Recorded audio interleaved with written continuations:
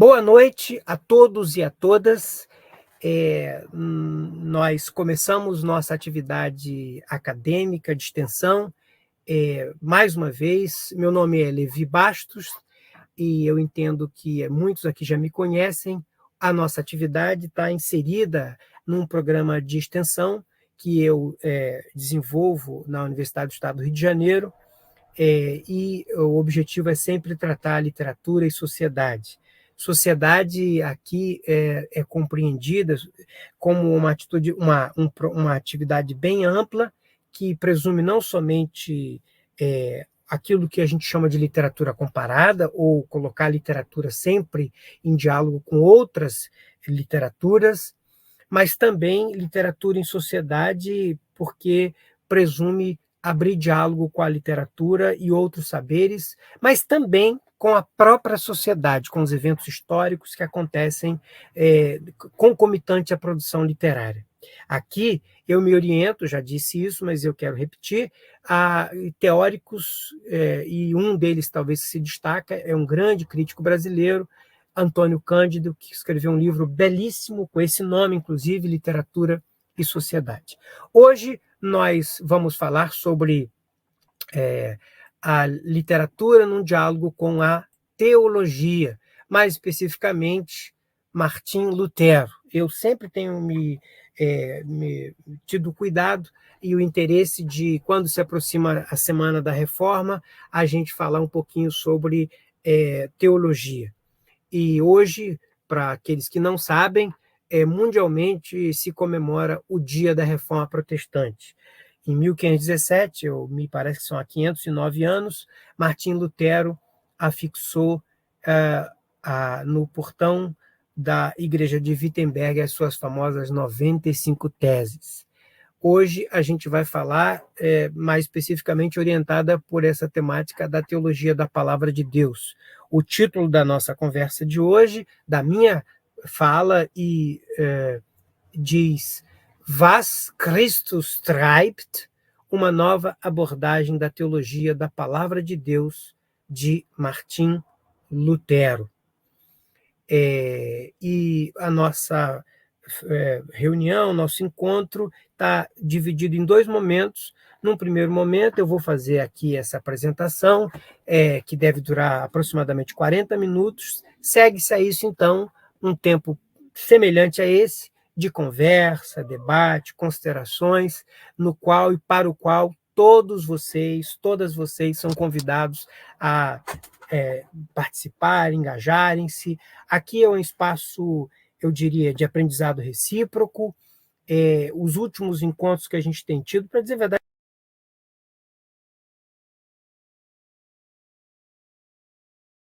aqui com o meu conhecimento mais alargado, o diálogo com vocês. Pois bem, então eu quero começar. Eu quero, então, fazer algumas considerações já de início. A primeira delas diz respeito ao fato de que Martim Lutero, esse teórico e esse grande líder religioso alemão, ele era um homem angustiado, tá? Lutero era um homem angustiado, e Lutero, nesse sentido, eu diria que Lutero ele corporifica uma geração. Lutero, ele vou usar uma linguagem aqui meio que desautorizada, Lutero é como que um arquétipo de seu tempo, né? Lutero é um homem da modernidade, da renascença, do humanismo, mas Lutero, de alguma forma, ele vive como que no limiar, quando o medieval ele está num processo de esgarçamento, eclode a modernidade, a renascença, o mercantilismo, o humanismo também, mas Lutero também é um homem preso a essa mentalidade, essa forma de entender o mundo próprio do medievo. E aqui eu falo com muito cuidado, meu amigo, grande amigo, professor Álvaro Bragança, da UFRJ, se tivesse aqui, talvez ele pedisse, com toda a educação, que é uma pessoa gentil demais, permissão para fazer reparo nessa fala minha, mas eu falo com todo cuidado, né? O medievo, o período medieval, é muito mais do que isso, mas é também, sim, um período que, inclusive, se chamou por muito tempo, há historiadores que chamam de Idade das Trevas. Então, a ideia de Deus estava muito relacionado com culpa, com punição, e Lutero corporifica isso. Só para vocês terem uma ideia, Lutero ele estudava direito, e ele decide virar monge, porque numa noite de tempestade, ele, com medo de morrer, ele decide, então, dedicar sua vida a Deus, e ele diz que se ele saísse vivo daquela tempestade, ele ia devotar sua vida a Santa Ana e ia ir para o mosteiro. E foi o que aconteceu. Lutero se torna monge agostiniano, e durante o tempo dele de monge, ele vive essa angústia toda, né? A relação dele com Deus é uma relação sempre de temor, de medo. O que fica expresso nessa frase: Wie kriege ich einen gnädigen Gott? Como eu posso alcançar um Deus que seja para mim gracioso, que seja generoso para mim, né? E essa busca incessante de Lutero, ela teve uma resposta, ela foi bem sucedida. Lutero, do tempo dele de professor de teologia, Lutero ele formou-se monge agostiniano, se transformou num grande intelectual, um grande teólogo.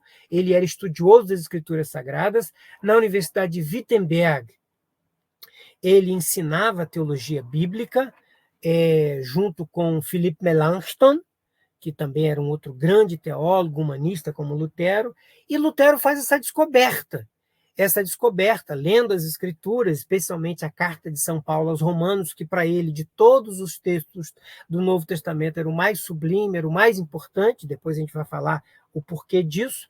E Lutero, lendo lá o Novo Testamento, ele vai descobrir, né, esse evangelho, quando ele lê a carta de Romanos, e onde São Paulo diz: o justo viverá pela fé. A justiça de Deus, que até então Lutero entendia que era alcançada somente por meio das obras, da autoflagelação, né? Era uma barganha muito mal feita, uma barganha muito dolorosa para o ser humano, porque via Deus sempre como alguém cobrando. A tentativa da pessoa humana de encontrar essa graça divina, ela só encontrava a resposta como?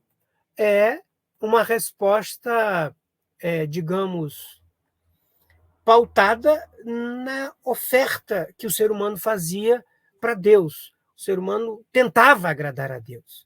Lutero, então, descobre esse evangelho, vamos dizer assim, essa boa nova, que essa barganha ela é desnecessária, porque Deus age sempre movido por graça. O justo vive pela fé. Ou seja, a graça de Deus é como que uma forma de Deus dizer: olha, não tem mérito, é uma oferta gratuita, não precisa ter contrapartida do ser humano. Isso faz uma mudança radical. Lutero, então, já não está mais à busca desesperada por esse Deus gracioso. Então, essa pergunta, Wie kriege ich einen gnädigen Gott? Ela é respondida pelo próprio Deus. Lutero descobre na leitura das Escrituras essa ideia da graça de Deus, que nos méritos de Cristo torna a pessoa justa. Tá? Isso vai orientar a vida de Lutero como um todo, né? E vai desencadear, inclusive, a própria Reforma Protestante. Se vocês me perguntam qual é o pilar da Reforma Protestante, eu não diria outra coisa, eu não pestanejaria em dizer que é a teologia da graça.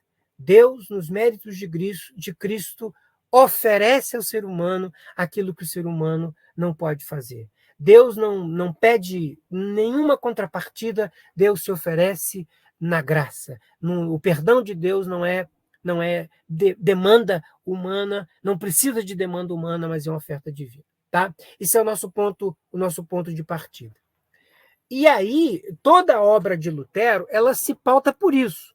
E hoje a gente vai falar sobre a teologia da palavra de Deus. Como é que Lutero entendia a Bíblia? E se eu for bem sucedido na minha exposição aqui, eu diria que tudo tem um fio condutor, a graça de Deus. E aí eu já diria o seguinte: Lutero, ele traduz as Escrituras Sagradas, tá? Eu tenho aqui comigo, no meu escritório, uma Bíblia do Lutero, né? Uma Lutherbibel, não sei se todos conseguem ver, a minha edição é do fim do século passado, né? Para dizer a verdade, é do começo do século XX. Essa minha Bíblia aqui é de não, é de 1816, tá? 1816. Ela passou por uma revisão, mas está muito perto da Bíblia original de Lutero. Ela está, inclusive, em gótico, né? Então, Lutero vai e traduz a Bíblia, e o que orienta a preocupação de Lutero de dar a Bíblia ao povo é um princípio muito simples, né? Lutero vai dizer que a Bíblia interpreta a si mesma, tá? A Bíblia interpreta a si mesma. Então, Sacra Scriptura sui ipsius interpres. A Bíblia, ela se interpreta a si mesma.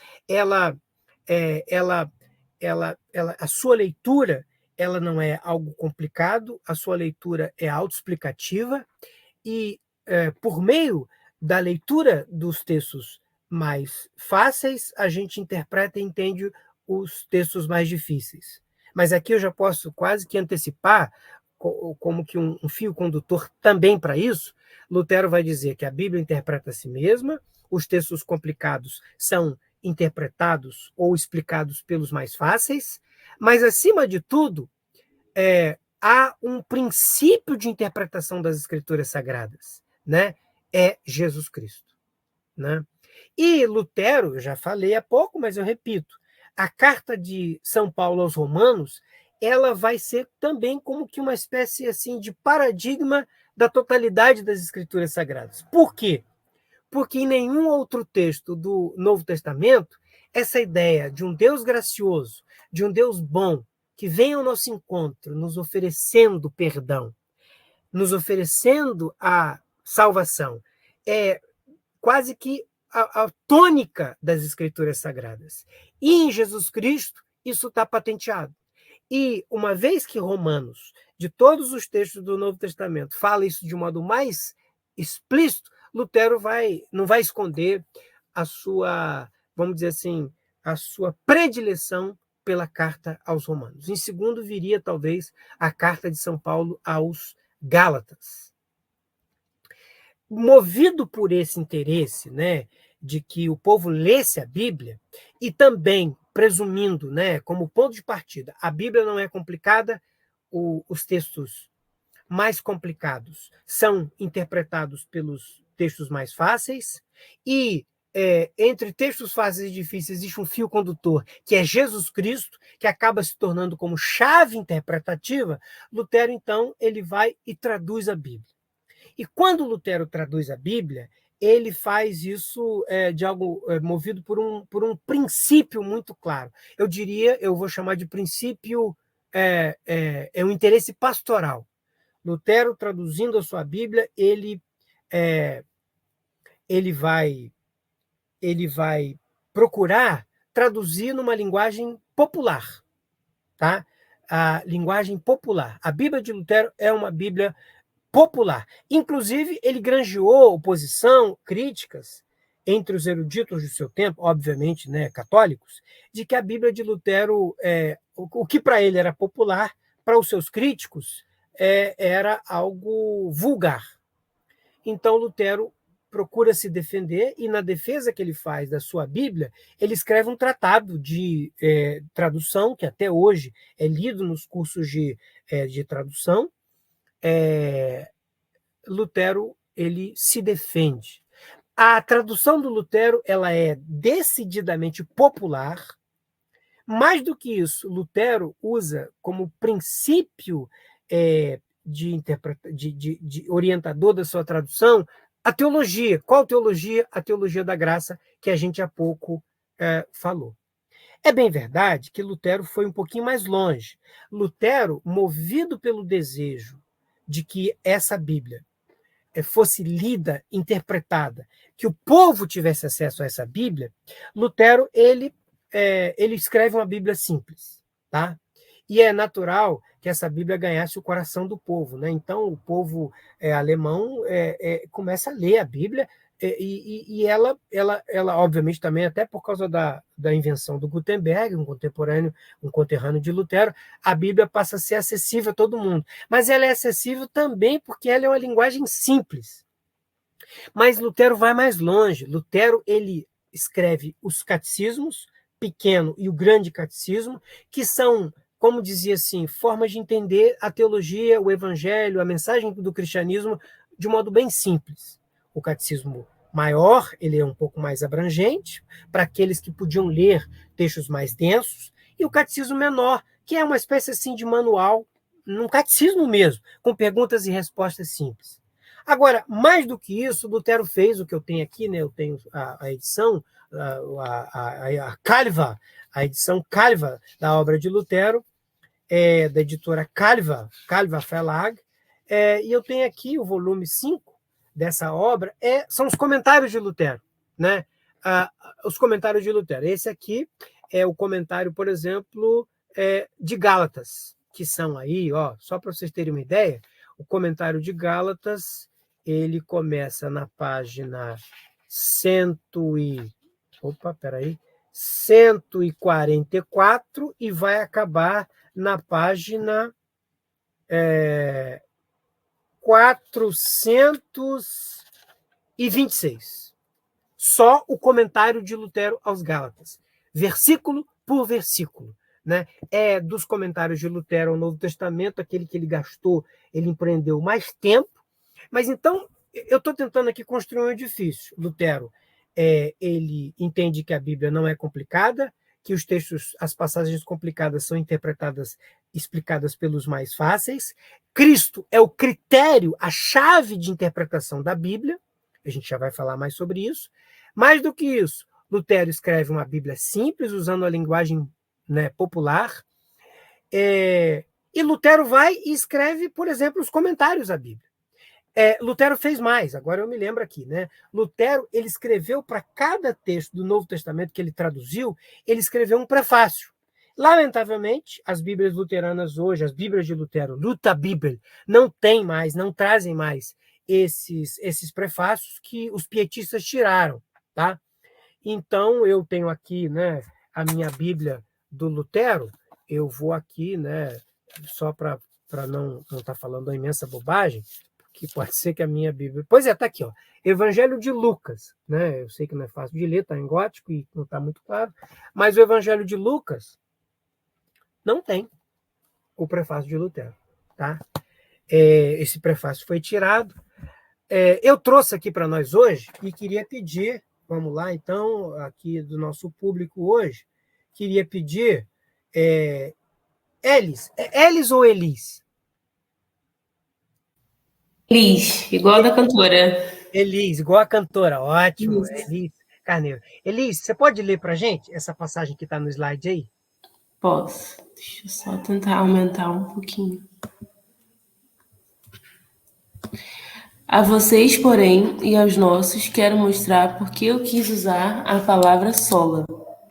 Embora em Romanos 3:28 não tenha utilizado sola, mas solum ou tantum. Deixa eu só tentar aumentar um pouquinho, que eu tô precisando de óculos, gente, mas ainda não chegou. Mas solum ou tantum. Com quanta exatidão vem em meu texto os asnos. Contudo, utilizei em outro lugar sola fide, e quero manter ambas, solum e sola. Ao traduzir, esforcei-me em escrever um alemão puro e claro, e aconteceu-nos muitas vezes passarmos 14 dias, 3, 4 semanas, buscando e perguntando-nos por uma única palavra, e contudo, às vezes não a encontramos. Em Jó, trabalhamos o mestre Filipe, Aurogalos e eu, e às vezes em 4 dias conseguimos aprontar apenas 3 linhas. Meu caro, agora está traduzido e pronto. Qualquer um pode ler e entendê-lo. Doravante pode um leitor percorrer com os olhos 3, 4 páginas sem tropeçar uma vez sequer, mas não percebe quantos paus e pedras havia ali onde agora caminha como que sobre uma tábua aplanada. onde tivemos que suar e nos angustiar até tirarmos os paus e as pedras do caminho, para que se pudesse prosseguir tão bem. É fácil arar quando o campo está limpo, mas arrancar a floresta e os tocos e preparar o terreno, isso ninguém quer fazer. Luther Sendbrief von Dolmetschen. Muito bem, Elis, muito obrigado, né? Sendbrief von Dolmetschen. Essa é o título da obra, né? É a carta aberta de Lutero sobre a tradução. Elis, eu vou te pedir para você continuar então, porque tem uma segunda passagem do mesmo texto de Lutero, no qual ele dando continuidade a essa temática, ele fala um pouquinho mais sobre o que orientou a sua tradução da Bíblia, do Novo Testamento. Ok. Do mesmo modo, eu sabia muito bem... Só um instantinho... Do mesmo modo, eu sabia muito bem que em Romanos 3 não havia a palavra solum no texto latino ou grego, e não precisavam me ensinar isso os papistas. É verdade, estas 4 letras S-O-L-A, que as cabeças de asno admiram como as vacas a uma nova porteira, não estão no texto. Eles não veem que isso corresponde perfeitamente ao sentido do texto. E quando se quer traduzir com clareza e consistência em alemão, deve estar presente, porque eu quis falar em alemão, não em latim nem em grego, quando me propus falar em alemão ao traduzir. Isso, porém, é propriedade de nossa língua alemã, que quando usada para tratar de 2 coisas, das quais uma é afirmada e outra negada, necessita da palavra solum allein, acompanhando a palavra nicht ou kein. Muito bom, muito obrigado. A gente podia continuar aqui, mas não precisa. Eu entendo, foi meu desejo, que com essas 2 passagens do Sendbrief von Dolmetschen, fica claro, primeiro, a preocupação teológica de Lutero. A segunda é essas afirmações que ele faz. Eu quis ser compreendido. Aqui faz-se necessário mencionar, inclusive, a liberdade com que Lutero se colocou diante do texto original. Ele vai e diz aí, olha, de fato não tinha, mas eu entendi que a melhor forma de traduzir, e quando eu falo melhor forma de traduzir, eu estou querendo dizer o seguinte, a melhor forma de traduzir é a forma com que o texto em alemão, traduzido o texto de partida, é acessível para a dona de casa, acessível para o homem da praça, o homem da rua, o homem comum, a pessoa comum. Esses são os que eu quero alcançar. Eu não quero deixar de mencionar aqui um fato que é sempre um fator constrangedor para todos nós, né? Lutero usa uma linguagem, às vezes, muito ríspida, né? Ele usa a expressão asno, ele usa a expressão papistas, que são expressões que têm um caráter, sim, pejorativo, se referindo aos católicos no tempo dele. Isso não é louvável e a gente não precisa desconsiderar o fato que isso aí não ajuda em nada para o ecumenismo, para uma atitude respeitosa diante de outras formas de religião. E também isso não desabona Lutero, porque ele é filho do seu tempo. Tá? A gente não está corroborando isso, mas ao mesmo tempo a gente entende que toda pessoa é filha do seu tempo. Ditas essas coisas, vamos seguir. Lutero entendia que a Bíblia ela se interpreta a si mesmo. Lutero entendia que textos complicados da Bíblia são interpretados pelos menos complicados. Lutero entendia que Jesus Cristo é o coração do Evangelho, que tem que ser interpretado cristologicamente ou cristocentricamente. Lutero, no desejo de tornar a Bíblia acessível, ele vai e traduz em linguagem popular. Some-se a isso os comentários que ele faz, né? Os comentários que ele faz, exaustivos comentários aos textos do Novo Testamento. Lutero escreve o catecismo, o grande catecismo, o pequeno catecismo, tudo isso com preocupação pastoral. Eu talvez estaria cometendo um anacronismo aqui, eu me submeto ao julgamento de vocês, mas eu vejo Lutero assim como que um Paulo Freire do seu tempo, porque ele queria ser compreendido. E, nesse sentido, Lutero é inovador, porque até então ninguém fazia isso. Lutero não foi o primeiro a traduzir a Bíblia, Lutero já tinha várias traduções, mas Lutero é inovador na medida em que ele escreve uma Bíblia popular. Vamos seguir, então, né? Aqui eu quero falar daquilo que é, na concepção teológica de Lutero, um marco importantíssimo. Lutero faz uma distinção entre lei e evangelho. Lei, e aqui eu vou resumir, é tudo aquilo que se exige da pessoa. Evangelho é aquilo que a graça de Deus oferece. Lutero, durante muito tempo, né, a vida monástica, ele entendia Deus como alguém que exige, que alguém que demanda, como alguém que cobra das pessoas algo. E, consequentemente, que gera culpa na pessoa. Ele, quando faz a sua descoberta maravilhosa de que Deus é graça, ele percebe que a totalidade das Escrituras Sagradas, a mensagem central é, em vez de lei, é evangelho. Então, como está aqui no nosso slide, né? Se Deus chega para a pessoa cobrando como um juiz que acusa e que aterra a consciência dele, isso não é evangelho, isso é lei.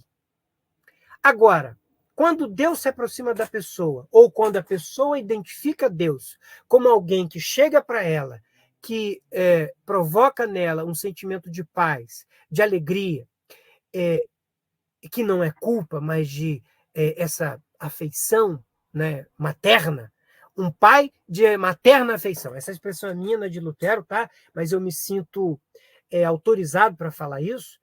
Quando uma pessoa se aproxima de Deus e vê nele alguém, né, um pai de materna afeição, isso não é mais lei, é evangelho. Então, essa distinção, Lutero, ele marca a totalidade da sua teologia. Depois que ele faz a descoberta no mosteiro, enquanto monge agostiniano, ele faz essa descoberta. Não, Deus não é alguém que me cobra, Deus não é alguém que suscita culpa, Deus é alguém que vem ao meu encontro movido por uma graça. Deus é alguém que vem ao meu encontro sem me cobrar, mas é alguém que vem desejoso de me mostrar que ele é pura graça perdoadora. E essa graça perdoadora está revelada em ninguém mais, ninguém menos do que Cristo. E Lutero, e aqui eu estou tentando juntar os cacos, né, as peças. Lutero vai dizer que o coração do evangelho, as escrituras sagradas, só tem uma mensagem, que é essa mensagem, essa boa nova. E para eu descobrir essa mensagem de evangélica, no sentido de boa nova, perdoadora, de graça, eu tenho que procurar sempre identificar no que eu leio das escrituras Jesus Cristo. Porque Jesus Cristo representa, corporifica essa mensagem evangélica, essa mensagem de boa nova. Pois é. E aqui, então, eu vou, com base nessas premissas todas que eu tenho falado, eu vou para a particularização, tá? Lutero faz uma distinção entre palavra de Deus e escritura sagrada. E aqui é sempre bom dizer o seguinte, né? Eu vou usar uma metáfora. A palavra de Deus, ela está, em alguma forma, subsumida nas escrituras. Mas a palavra de Deus é sempre mais. As escrituras sagradas, e aqui eu espero não chocar vocês, né? Mas as escrituras sagradas, elas têm passagens que muitas vezes elas provocam um conflito na pessoa, porque elas não conseguem expressar plenamente a palavra de Deus. Então, quando Lutero faz essa distinção entre palavra de Deus e escritura sagrada, ele não está querendo desautorizar o texto sagrado. Tá? Lutero não quer desautorizar o texto sagrado, mas ele quer lembrar os seus leitores e aqueles que ele tem a tarefa de pastorear, ele tem que lembrar o seguinte: o registro das escrituras sagradas é sempre um registro que está marcado pela humanidade das pessoas que escreveram as escrituras. Então, ele procura dizer, ele quer dizer o seguinte: olha, quando a gente lê as escrituras sagradas, a gente tem que ter o cuidado de procurar nas escrituras sagradas sempre separar o que é escritura sagrada, o que é a palavra de Deus. E aqui eu me reporto a o Hans Martin Barth, um grande teólogo luterano, que ele vai fazer uma afirmação muito clara. Lutero, ele não acreditava na inspiração verbal das escrituras. O que é a inspiração verbal das escrituras? àqueles que não são iniciados na teologia cristã, mas inspiração verbal das Escrituras é uma compreensão de que Deus ditou o texto sagrado para os autores. Então, os autores eles repetiam o que Deus ditou para eles. Lutero não acreditava nisso. Lutero, ele, inclusive, tinha muita dificuldade com uma ou outra passagem do Antigo Testamento, tá? Porque ele via ali problema, mas não somente do Antigo Testamento. Lutero tinha dificuldade, por exemplo, com o livro do Apocalipse. Também tinha dificuldade com a carta de São Tiago. Essas passagens ele tinha dificuldade porque ele não via de modo tão explícito o Evangelho. Tá? Nesse sentido, aqui eu quero destacar, Lutero não se sentiria à vontade se ele fosse incluído como que um propagandista do fundamentalismo biblicista, que a gente encontra muito em igrejas cristãs nos nossos dias. O que é o fundamentalismo biblicista? É interpretar as escrituras sagradas ao pé da letra, sob a suposição de que versículo por versículo, palavra por palavra, as escrituras são inerrantes, elas não têm erro algum, porque elas foram ditadas por Deus. Lutero não corroboraria isso, né? E aqui eu faço essa afirmação, não somente pela leitura que eu fiz e faço dos textos luteranos, dos comentários que Lutero faz das escrituras sagradas, mas ancorado nos estudiosos luteranos da obra do Lutero. Lutero ele tinha uma preocupação de resgatar o sentido literal do texto, mas não era um adepto do fundamentalismo. Tá?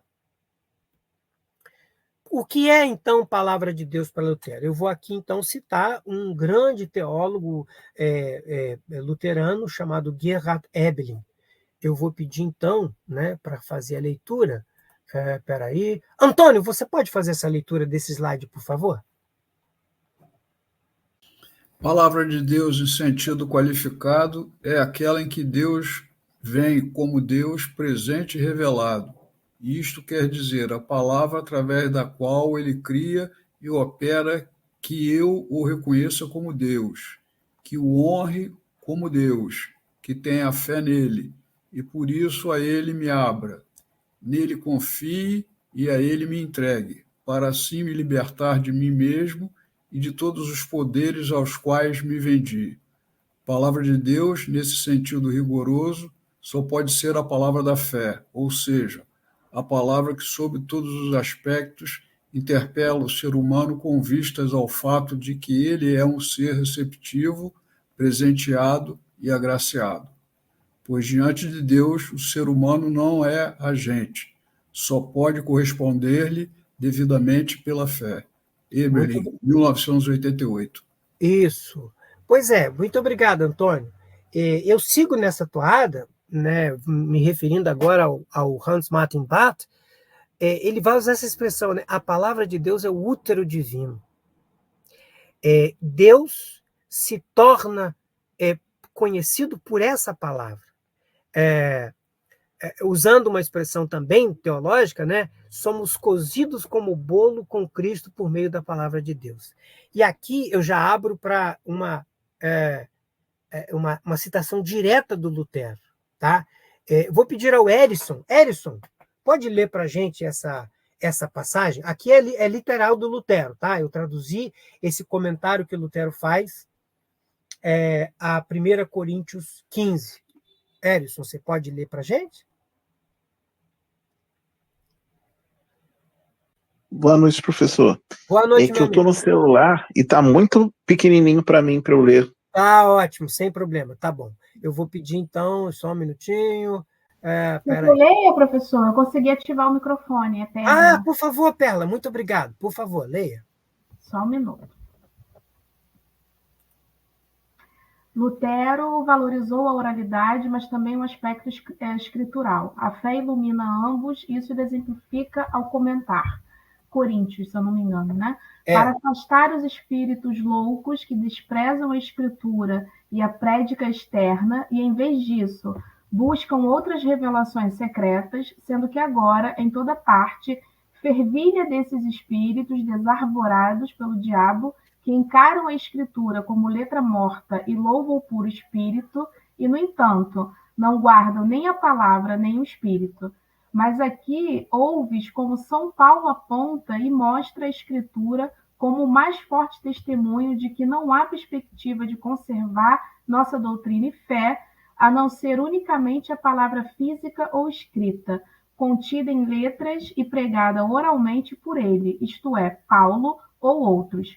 Porque aqui consta claramente: Escritura, Escritura. Escritura, porém, não é puro espírito, como eles berram, que o espírito deve fazer tudo sozinho, que a Escritura seria a letra morta e não poderia dar vida. Mas o que consta é o seguinte: embora a letra em si não conceda vida, ela, ou seja, a palavra física ou escrita, tem de estar presente e ser ouvida ou recebida. E o Espírito Santo tem de atuar por meio dela no coração. E o coração precisa sustentar-se na fé, através da palavra, e na palavra contra o diabo e toda tentação. Muito obrigado, Perla. Mais uma vez aqui a gente tem que ter o bom senso, né? Que a gente sempre tem, mas aqui tem que redobrar. Lutero usava essa linguagem assim muito, eu acho que um pouquinho distante do nosso cotidiano, né? Diabo, papistas.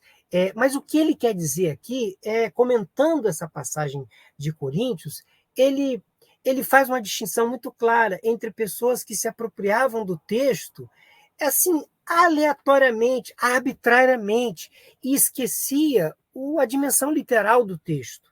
E aqui, repito, literal não tem nada a ver com fundamentalista, mas Lutero achava que as escrituras sagradas elas são um meio importante de evitar a subjetividade, ou seja, tudo pode, tudo vale, qualquer coisa está bom. E ele dizia, não, olha, esses, vamos dizer, espiritualistas que desprezam a escritura, eles têm que ter como referência o texto que tem, que as escrituras mesmo revelam de si, né? Agora, eu acho que a gente chega, nesse momento, ao ápice de tudo que a gente queria e deseja falar. O título da nossa fala hoje diz muito claramente, né? Was Christus treibt, né? Em outras palavras, a teologia da palavra de Deus de Lutero, ela é, acima de tudo, cristocêntrica, tá? A primeira afirmação que está aqui nesse slide, eu já falei, né? O Antigo Testamento, Lutero tinha lá seus problemas com o Antigo Testamento, e Lutero, ele vai, então, dizer que... Deixa eu só corrigir aqui, tá? Christus, para não ir um erro para ir embora para frente. Lutero vai dizer que o Antigo Testamento, que tem uma ou outra passagem complicada, difícil de ser entendida, e que às vezes, né, causa algum desconforto, Lutero vai dizer que é iluminado pelo Novo Testamento, né? E no Novo Testamento, o critério central e decisivo é Cristo. Ou seja, o Christus treiben é uma expressão alemã que Lutero cunhou, para dizer o seguinte: toda vez que eu leio as Escrituras, eu tenho que me preocupar com o seguinte: o que eu estou lendo ensina sobre Cristo? Fala de Cristo? Mas qual a importância disso? Qual a importância disso? Ora, quando Lutero fala que was Christus treibt, isso é o critério central para ler as Escrituras Sagradas, ele, na verdade, ele está criando como que uma sequência virtuosa para dizer o seguinte: o melhor antídoto contra interpretações subjetivistas, o melhor antídoto contra interpretações desvairadas das Escrituras é procurar encontrar nela, no que eu estou lendo, Cristo. Por quê?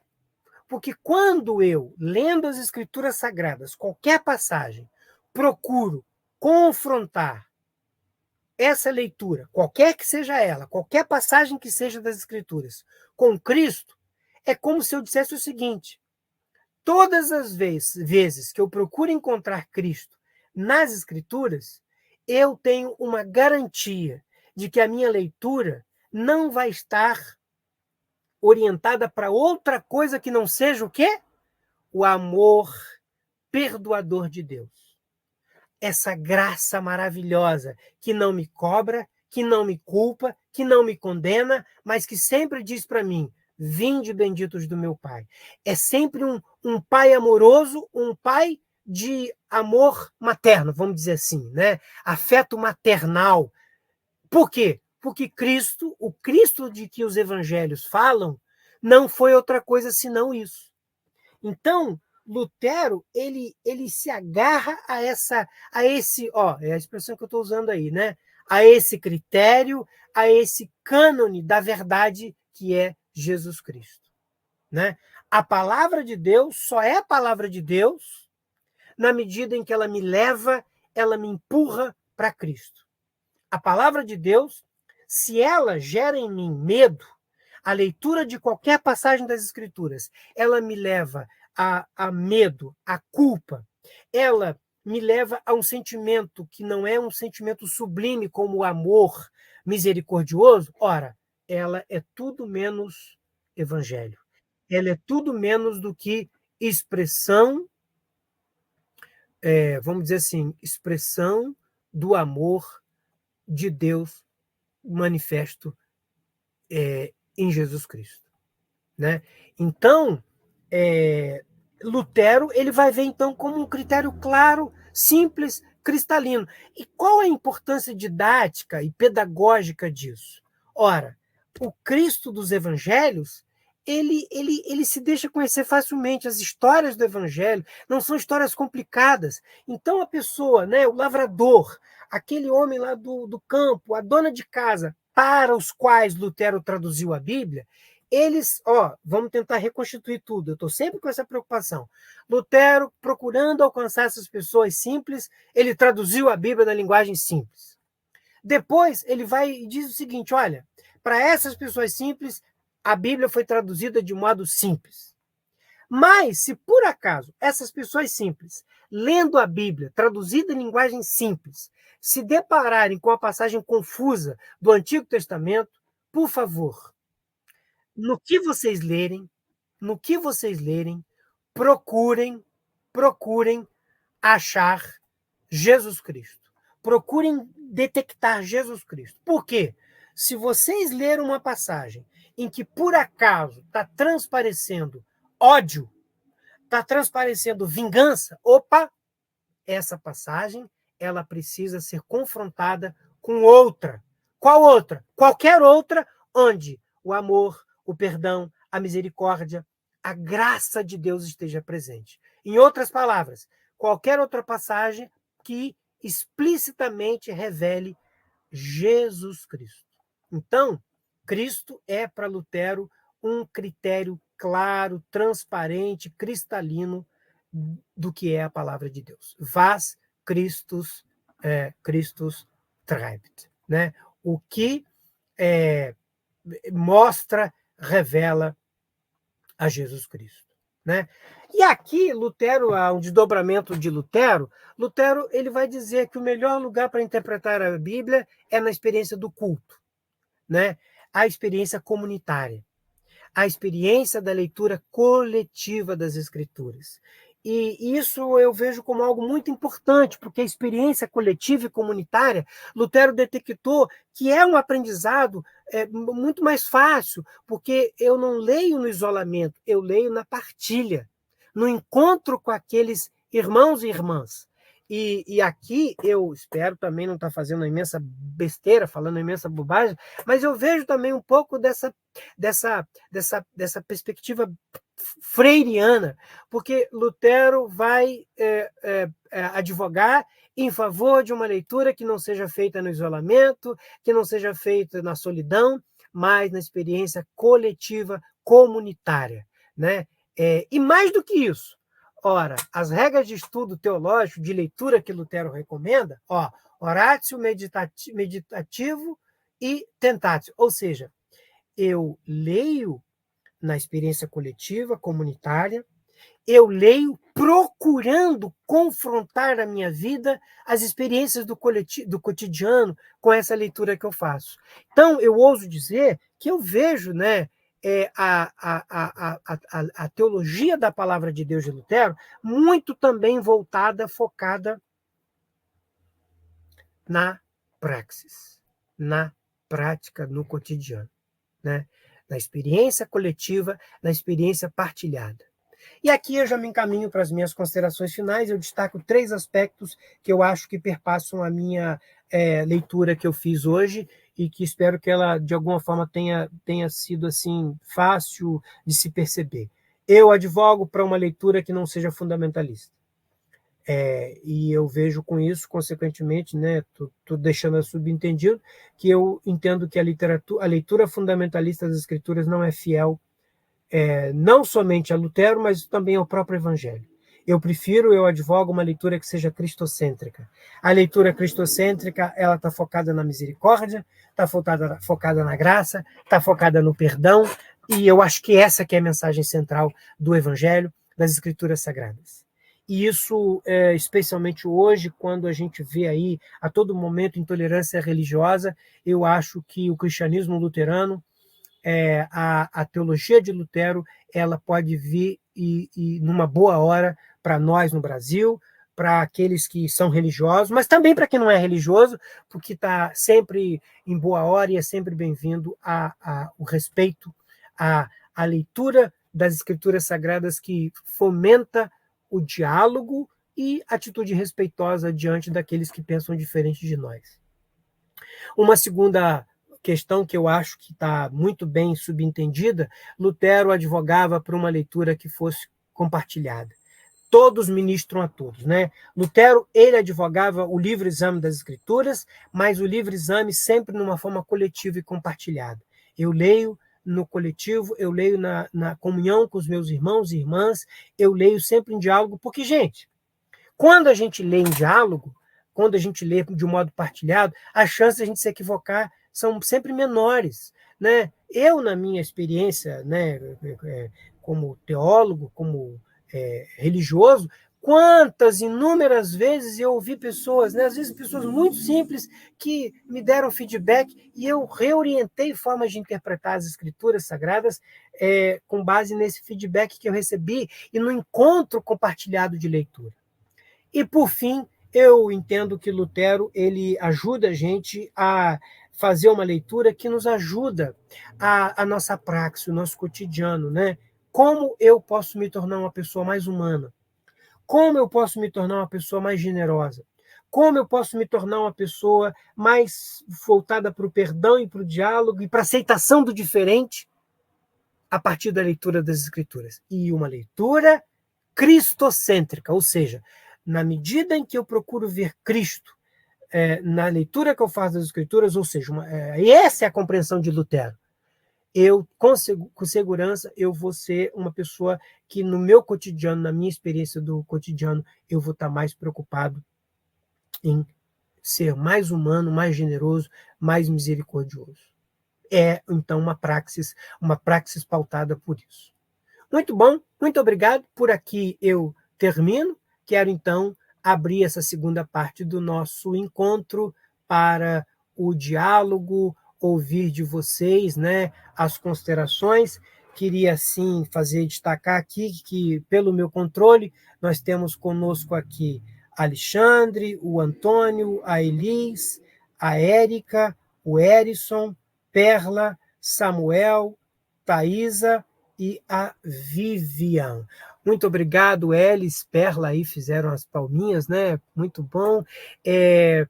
Está aberto, então, para considerações de vocês. Eu estou muito feliz se ouvir de vocês considerações. Aqui não tem consideração que não seja importante, que não seja rica. Todo mundo deve falar, se sentir à vontade. Por favor, vocês têm a palavra.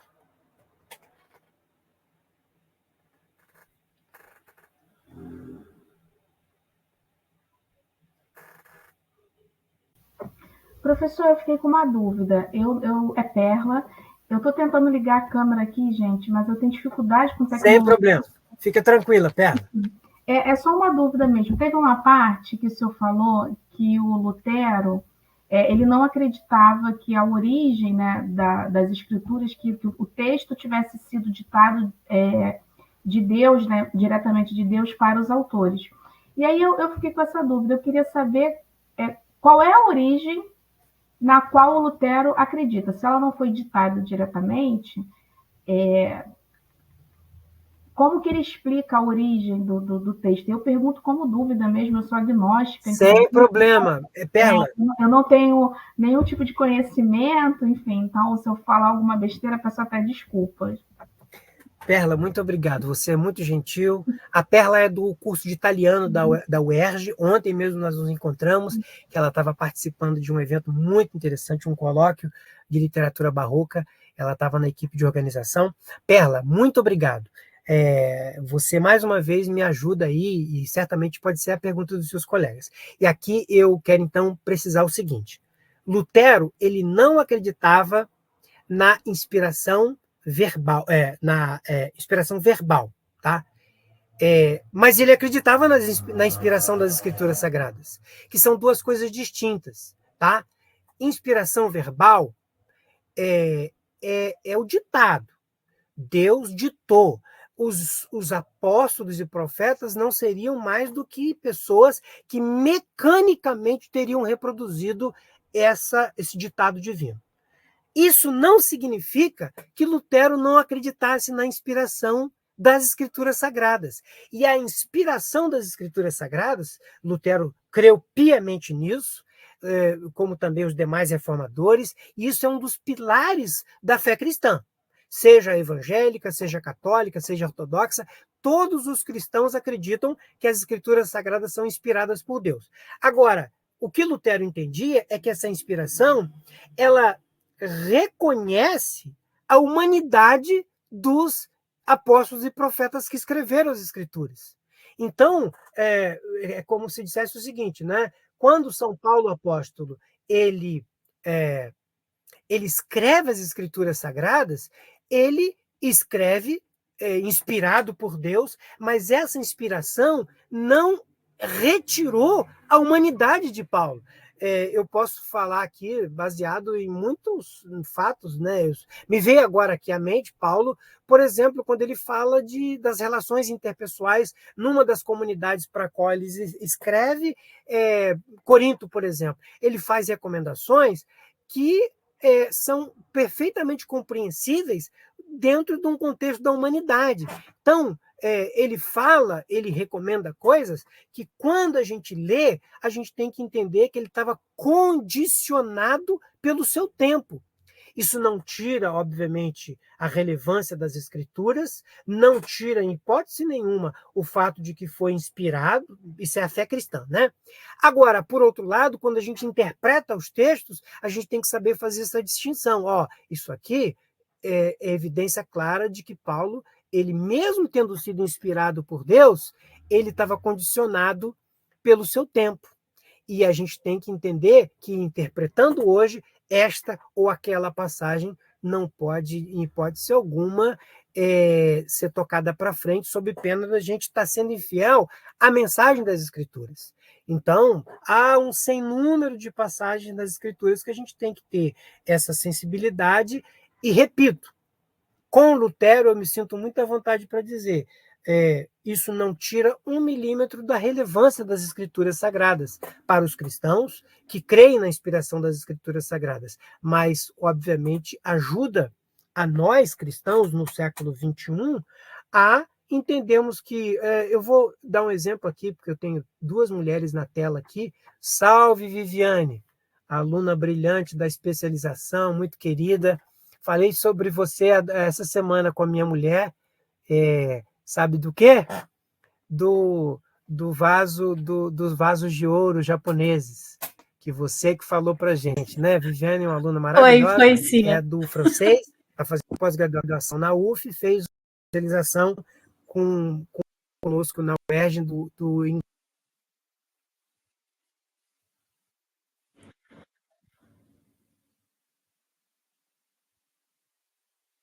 um grande contrassenso contextual, tocar para frente certas passagens do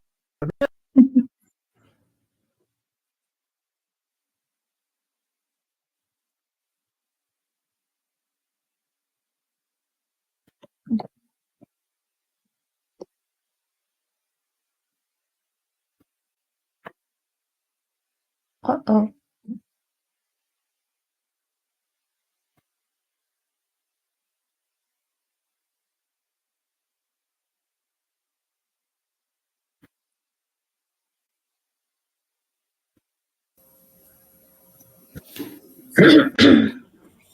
Acho que o professor caiu, né? Não fui eu aqui.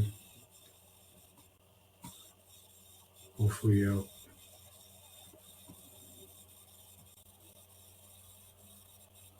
Eu acho que foi a internet dele. Eu não sei se ele vai retornar ainda. Não.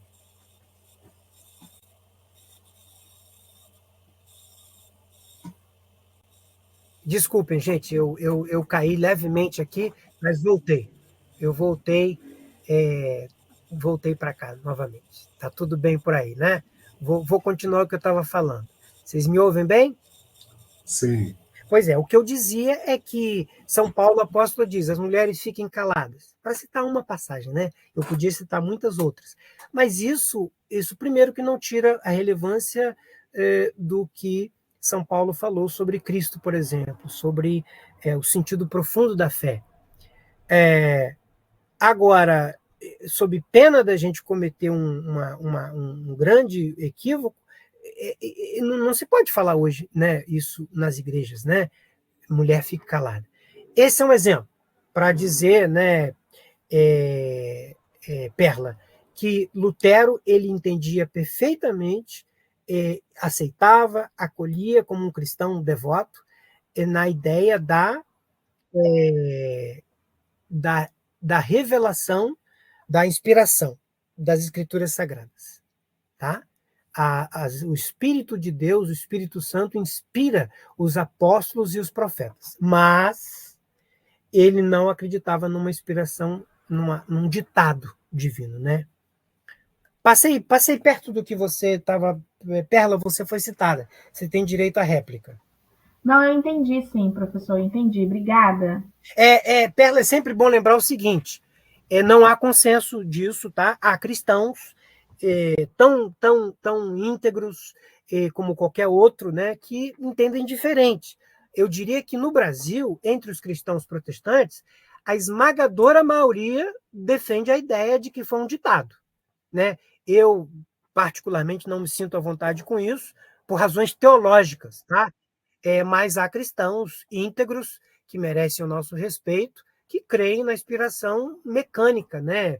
O ditado divino. Eu tenho pouca facilidade de conviver com isso, pelos motivos que eu coloquei aqui. Agora, eu me sinto à vontade com Lutero para dizer que Lutero, sim, acreditava na inspiração, mas não no ditado, né? Ditado divino. Porque se fosse o ditado divino, ora, tudo tinha que ser perfeito, correto, sem equívoco nenhum, né? Mas, professor, o senhor está dizendo então que a Bíblia tem erros? Não, o que eu vou dizer diferente. Naquilo que é fundamental para a salvação das pessoas, naquilo que é fundamental para a fé, a Bíblia não erra. Agora, naquilo que é do cotidiano, ela tem lá as suas fragilidades que não tiram a relevância dela, né? Muito bem. Outra consideração que vocês queiram fazer? Dúvidas que queiram tirar? Eu aqui, professor. Oi, Antônio, por favor. Eu queria voltar lá no início da sua palestra, quando foi falado que o Lutero tinha grande preocupação que ele, em ver Deus não como um Deus punidor, mas um Deus de graça e um Deus de perdão. É interessante que na Idade Média, no início da Idade Média, a igreja ela era apresentada às pessoas como uma instituição quase que levava à punição. Haja visto quantas pessoas foram enforcadas, quantas pessoas foram queimadas durante a Inquisição. Não é? Eu, particularmente, estou me lembrando aqui, há muito tempo atrás eu visitei a Catedral de Chartres, na França. Essa catedral foi construída em 1230, quer dizer, bem antes do nascimento de Lutero. E quando eu entrei dentro da catedral com a Miriam, eu fiquei apavorado, porque as figuras que eu vi entalhadas em pedra eram assombrosas. Pô. A parte externa da igreja, as gárgulas que levavam a água da chuva para fora, tinham uma aparência horrorosa, de monstros. Quer dizer, então, e uma igreja escura, sabe? Aquilo era claustrofóbico demais. Eu imagino as pessoas, naquela época, 1260, 1250, tendo que enfrentar uma igreja desse tipo. Que ideia que eles deveriam fazer do Deus, né? Se a casa de Deus era aquilo ali, imagina. Sim. Essa mesma inquietação levou a Santo Agostinho de Hipona também, que no início da Idade Média, ele também questionou muito isso. Tanto é que ele teve embates violentos com papas da época, e ele só foi se converter muito tempo depois, já com muita idade. Quer dizer, isso aí, e o Lutero tinha essa preocupação, ele queria levar para as pessoas o entendimento de um Deus de graça, de um Deus de amor, de um Deus de perdão, completamente diferente da filosofia da igreja daquela época. Né? Isso é muito interessante, porque foi através dele, de Lutero, um reformador, que ele tornou o evangelho acessível ao seu povo. Claro. E chegou até nós hoje. Claro, Né? claro. Antônio, eu não tenho o que dizer, sua fala é totalmente... me sinto totalmente à vontade com ela, porque eu vejo isso como um acerto que você diz. Obviamente que aqui a gente não está fazendo, como é que eu posso falar, uma apologia do Lutero, porque era um ser humano, né? Lutero, e num evento futuro aí, quem sabe no ano que vem, outubro do ano que vem, a gente pode falar, por exemplo, do lado sombrio de Lutero. Lutero e sua relação com os judeus no seu tempo, Lutero e sua atitude de desconfiança contra os muçulmanos, que obviamente se explica por um contexto, mas Lutero tinha assim um lado difícil de a gente aceitar com facilidade, mas isso se insere num contexto da humanidade dele. Agora, eu diria que essa percepção da graça que perdoa, ela orientou muito a atitude do Lutero. Isso, inclusive, eu quando estudei na Alemanha, eu morei total minha vida na Alemanha, mais de 7 anos, e eu sempre vi nos luteranos um tipo de religião muito, muito generosa e muito pouco orientado para a culpa, né? E isso eu acho que é uma herança que os luteranos de hoje herdaram do Martim Lutero. Eu gosto muito de uma frase do Lutero que ele diz assim: se eu soubesse que Deus fosse voltar amanhã, eu plantaria uma macieira hoje. Então, Lutero ele tinha essa dimensão assim, né, de esse medo de um juízo final. Ele tinha uma atitude que em alemão a gente fala Gelassenheit, né? Gelassenheit é essa atitude mais tranquila dessa relação com Deus que não é de punição. Esse é um desafio para toda a religião, eu diria, né? E aqui a gente não tem que falar de catequese, aqui não é uma palestra de catequese, mas, acima de tudo, mais no sentido de ciência da religião e no sentido até da relevância da religião como um fenômeno humano, né? Eu entendo que as religiões, todas elas ganham muito quando elas orientam as pessoas para o perdão, para tudo menos a culpa, para um diálogo respeitoso. E eu acho que o Lutero ele dá esses elementos para a gente, sim. E, acima de tudo, uma religião que não seja punitiva, né, gente? Porque se a pessoa está numa religião, seja ela qual for, por conta do medo da culpa, isso não é um bom ponto de partida. Eu diria mais, eu acho que a pessoa que vive numa religião com culpa, dificilmente ela não consegue transferir essa culpa para os outros. Isso não é bom, né? Eu desconfio, assim, meu sentimento. muito bem. Considerações que vocês queiram fazer ainda? Temos um pouquinho de tempo. Professor, Pois não, Viviane. na verdade eu queria fazer uma comparação. Ontem eu Pois estava não. participando eu participei ontem de um debate sobre alguns pensadores da tradução, e nesse debate foi falado sobre Mechanic, Henri Mechanic. Ele disse que a Bíblia no hebraico ela não estaria nem em prosa, nem estaria em verso, e ele propõe que seria ela seria baseada no ritmo. Aí a minha questão e até que ponto, no caso, ele não era um teólogo, ele é um poeta, não, um linguista e poeta, mas será que teria algum impacto isso no entendimento das escrituras, a forma como ela foi escrita na fonte, né, no hebraico, para a forma que ela foi padronizada nas traduções? Pois é. Eu diria o seguinte, eu primeiro preciso conhecer um pouco mais o Mechanic. Até tem aqui 2 livros dele, não li ainda, né? Deve ter uns 2.000 na fila ainda, mas quem sabe uma hora eu terei tempo, né?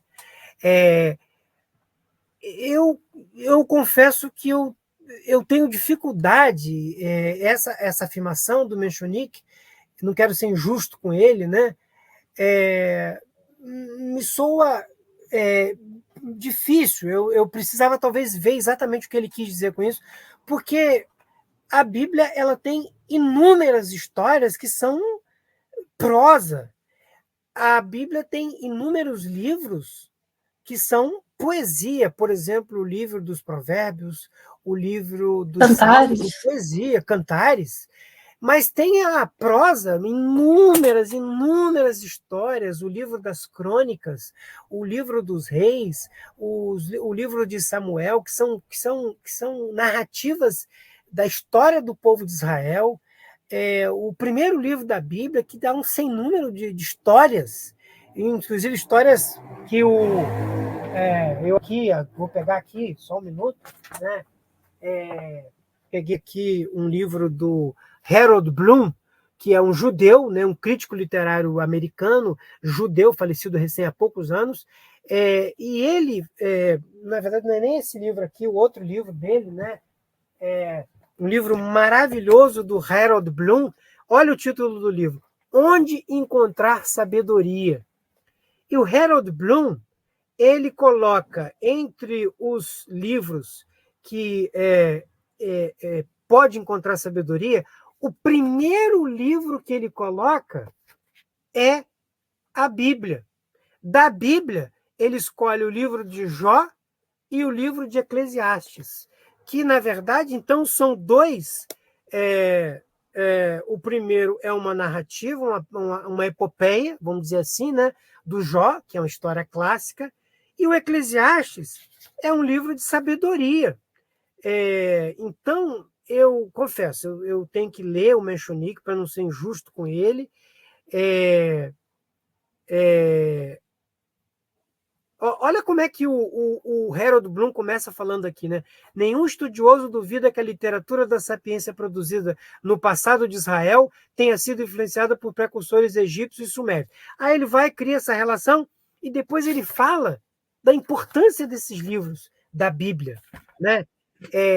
Então, eu não sei, eu não quero aqui, né, meu Deus, ser injusto com o Mechanic. Agora, como teólogo, num primeiro momento, eu tenho dificuldade de entender isso, né? Porque o Antigo Testamento, as narrativas da Bíblia hebraica, está cheia de epopeias, sagas, e também de poesia. O livro dos Salmos é um livro de cantos, que era de música, que era para ser o saltério, né? Então, não sei, eu teria que ver isso a fundo. Foi a palestra do professor Vitor. Pois é. admiro muito a obra do Vitor e o trabalho dele. Talvez eu devesse perguntar, porque eu e o Vitor temos um referencial comum, que é o Antoine Berman, foi meu referencial teórico quando eu fiz a minha tese de doutorado na UF, em tradução. E no caso Menchonique, eu queria muito conhecer melhor. Deixa eu só pegar aqui o meu livro do Menchonique, eu vou botar aqui como tarefa, dever de casa, inclusive se ele está aqui com... Né? Não, isso você botou. O último encontro nosso, a Perla me deixou com a pulga atrás da orelha, que eu ainda não resolvi ainda, estou devendo a Perla. Né? A Perla fez uma pergunta que eu, na palestra toda, eu não tratei, e ela me colocou numa ótima dúvida se Grífios, o teatro do Grífios foi praticado ou não. Perla, estou te devendo ainda. Hoje você, Viviane, vai me deixar com a pulga atrás da orelha com essa história do Menchonique. Né? O livro são 300 páginas e ele está na fila ali, tem 2.000 na frente, né? Mas eu não sei. O que eu só posso dizer é que as escrituras sagradas, elas, pelo menos a Bíblia hebraica, tem muito de poesia e muito de prosa. Então, realmente, eu não sei o que dizer. Obrigada, professor. Na verdade, foi uma curiosidade, porque quando eu ouvi ontem isso, eu fiquei muito curiosa, porque a minha percepção é que tem muita prosa, mas eu não tenho acesso ao hebraico para questionar isso, né? Então, foi pura curiosidade mesmo. Eu fiquei até... A gente viu ele fazendo a leitura de um trecho de Gênesis, nessa forma de tradução que ele fez, focada no ritmo, e eu fiquei pensando se isso não dificultaria ainda mais o entendimento, que seria o oposto do que foi proposto anteriormente, trazer uma linguagem mais acessível àqueles que não tinham acesso antes. Claro. Pois é, então fica aí aberto uma... E você chegou a fazer a pergunta para ele, não, né? Não deu tempo, ficou para a próxima aula. Teremos mais uma semana. Tá bom, muito bom. Muito bem, gente. Outras considerações? Nós ainda temos alguns minutinhos. Professor? Pois não, Alexandre? Eu tenho curiosidade mais em relação a essa questão da escolha da linguagem, né, da preocupação de fazer da Bíblia mais acessível ao povo, né, e tal. Eu gostaria, se o senhor tiver alguma coisa para falar a respeito disso, eu ficaria bem... Claro, isso é uma coisa que me interessa muito. Eu gosto muito disso, do Lutero. Lutero, ele antes dele já tinha mais de uma dezena de Bíblias, tá? Já tinha mais de uma dezena de Bíblias em alemão. Lutero não foi inovador. Diga-se de passagem, Lutero também não traduziu a Bíblia sozinho. Ele foi ajudado por um grupo de colaboradores. Obviamente que isso não tira o mérito dele, mas a Bíblia do Lutero, ela conseguiu um impacto muito grande, porque ela se revelou para as pessoas mais simples como algo que indicava uma enorme conaturalidade entre o texto sagrado e o jeito dos alemães se expressar. E na Sendbrief von Dolmetschen, o Lutero ele usa uma expressão muito interessante. Meus filhos, quando eram pequenininhos, na Alemanha, eles brincavam, né, um xingamento de um para o outro, para adolescentes, criancinhas, né? Eles tinham 6, 7 aninhos quando estavam na Alemanha. E aí, entre eles e os colegas, quando alguém queria mandar o outro calar a boca, eles usavam a expressão Halt die Maul. Halt die Maul. Maul na verdade, hoje, traduzindo maul em português, é fuça. É a boca de bicho, de animal. Então, as crianças na Alemanha brincando, né? Lógico que tem um contexto, isso não é tão virulento, é linguagem de criança. Então, fecha tua fuça. Essa é a expressão que Lutero usa. Mas no tempo do Lutero, maul não tinha o sentido pejorativo que tem hoje. Então, o que Lutero usa?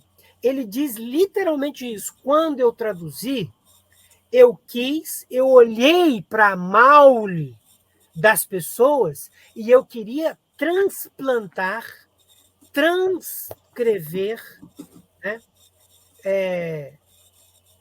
no texto sagrado esse jeito do povo falar. A Maul.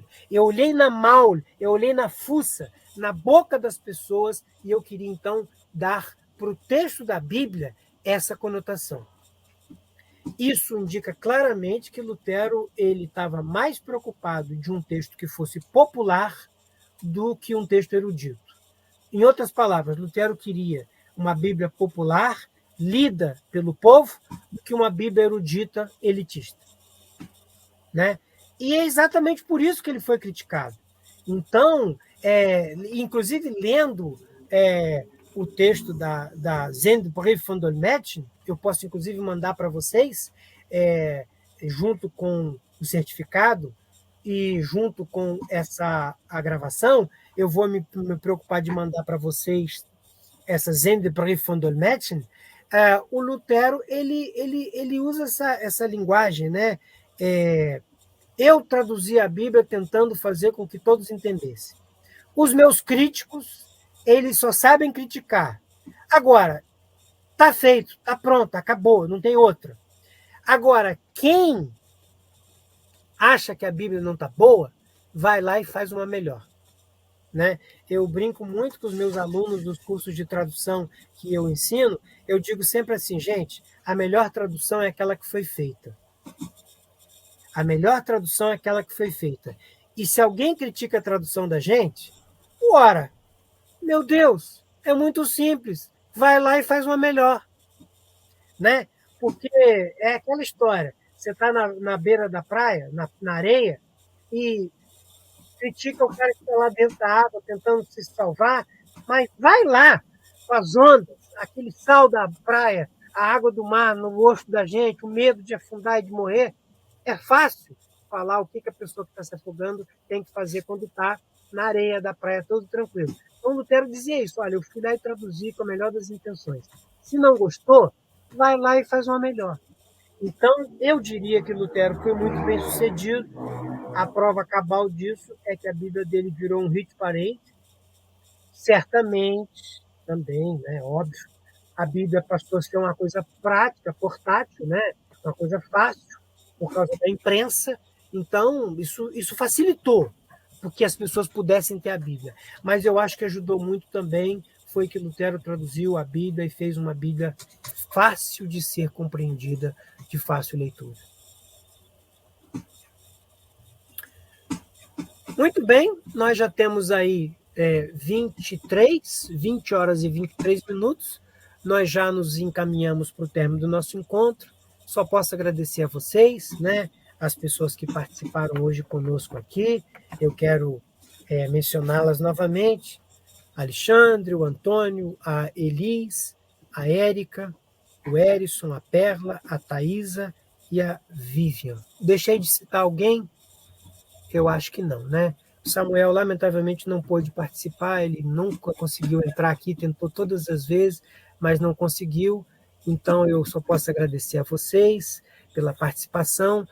Segunda-feira, na semana que vem, vocês vão receber o certificado de participação, vão receber a gravação desse encontro e também esse Zendbrief von Dolmetschen em português, obviamente, né? Agora, em novembro, nós vamos ter o nosso encontro tradicional de literatura e sociedade. Na segunda semana de novembro, a gente vai falar sobre literatura alemã e nacionalsocialismo. Como a literatura alemã resistiu ao nacionalsocialismo.